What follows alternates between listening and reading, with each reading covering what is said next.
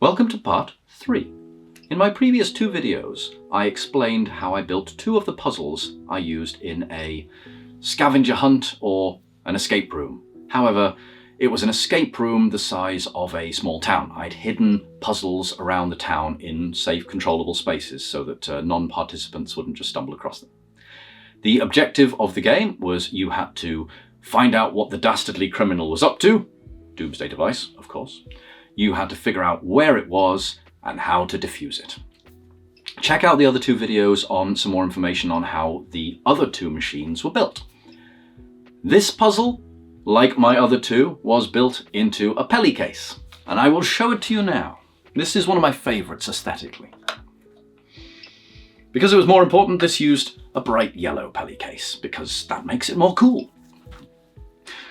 The puzzle was first initiated by me manually. Unfortunately, I didn't come up with any clever tech to do it remotely or on a remote or something.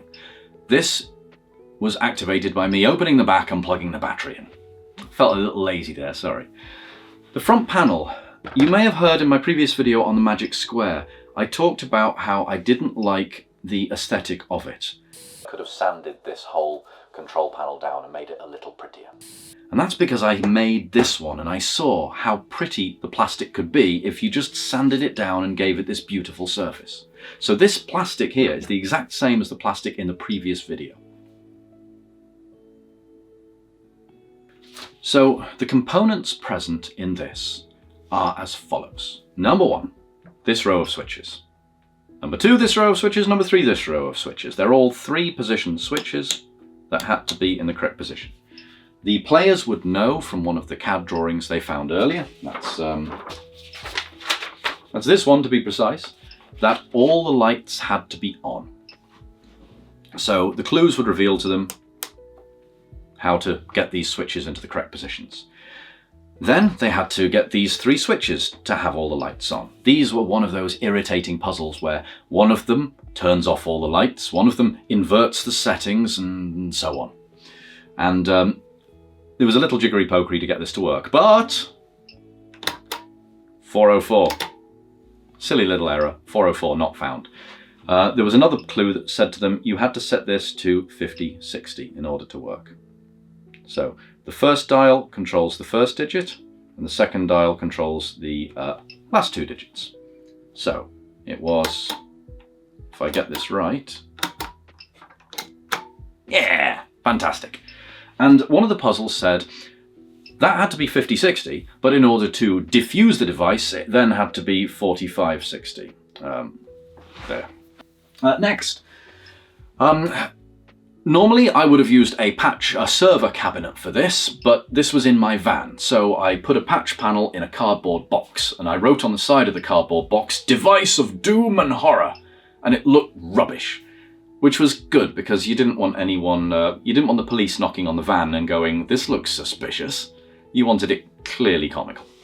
But if I'd have done this in an actual escape room itself, I'd have used a full server cabinet. Server cabinet's purpose was, it has a patch panel.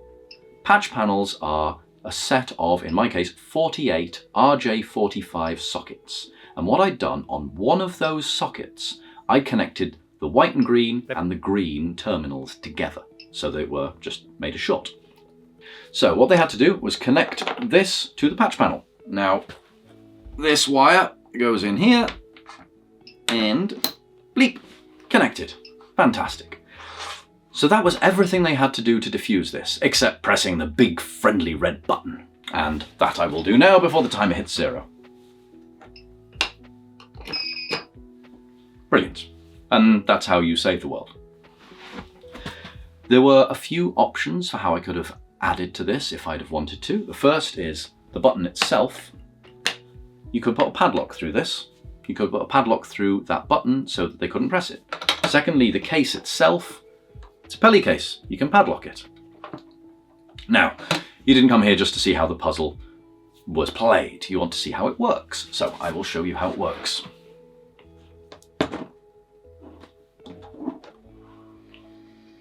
This is the back. This is how it was all pieced together. So at the heart of this whole machine is an Arduino Mega, which lives just under here. This is a breakout board for the Arduino. So the Arduino Mega was the only thing that had enough terminals. In my other machines, I used the Arduino Nano, which was much simpler, but this needed lots of inputs.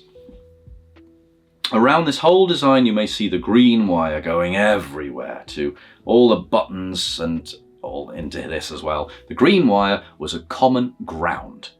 So in order to close a circuit, these three big industrial looking buttons here, they would connect the digital signal to the ground when they were pressed.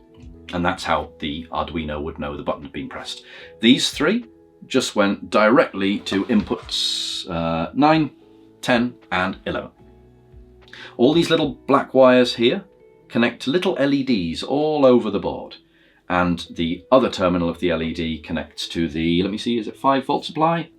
I believe it is. No, it isn't. The yellow one connects to the ground. So all the LEDs had a common ground on the yellow wire. All the buttons had a common ground on the green wire. There was a buzzer, because I love putting buzzers in things, and these 3 position switches that you saw on the front, those are all, in each row they're connected in series. So the ground connects to one side, and then from there a little black wire connects from the correct positions. So they're all daisy chained. And then they all connect to another input. I believe they're connected to input 38, 39 and 40. This isn't that complicated a machine. I say that a lot, but I promise it isn't that complicated. There were 3, 4 buttons, 3 rows of, so that's the 3 buttons, that's 3 inputs. The big diffuse button was a 4th input. The rows of 3 switches, the 3 rows, that's blip, blip, blip, that's another 3 inputs.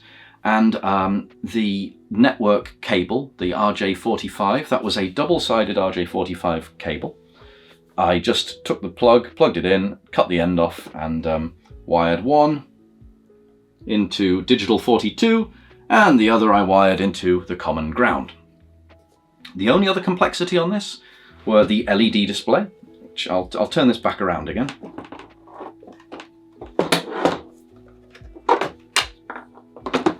There we are.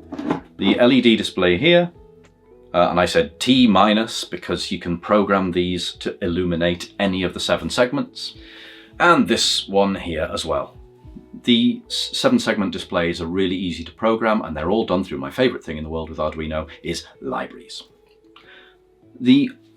Weirdly, the most complicated thing with this one was these 2 potentiometers, because potentiometers, when you connect them up to an analog input, they read the resistance between 0 and 100%.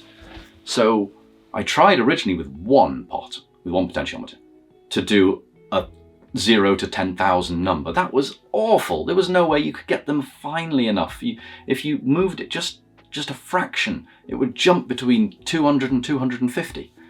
So in the end, I said, left-hand potentiometer is for the first 2 digits, 0 to 100, and the right-hand potentiometer is 0 to 100 again. Lovely, lovely simple. This whole thing absolutely worked flawlessly for the event. Didn't have a problem with it.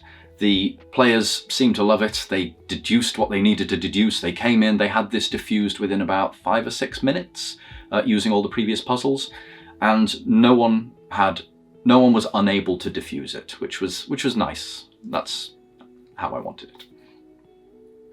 I would say if you need or would like to look at the source code, let me know. I'm happy to make it available. I would say in terms of parts, this whole thing was about £40.